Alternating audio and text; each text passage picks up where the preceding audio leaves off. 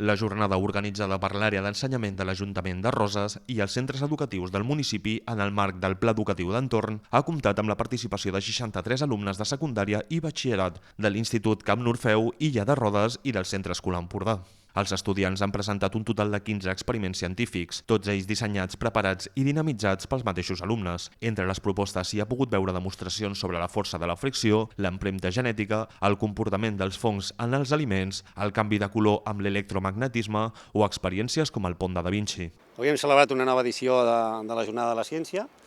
una proposta que està pensada per acostar la ciència als nens més joves i per compartir experiències entre les diferents escoles, que estiguin tots junts. Avui els alumnes de secundària explicaran els seus experiments que han creat ells mateixos en els alumnes de primària, d'una manera pràctica i divertida, com ja es pot veure. És una proposta que ja entra dintre del Pla Educatiu d'Entorn i és una proposta que any rere any es va consolidant com un espai de trobada i d'aprenentatge per a tots els joves.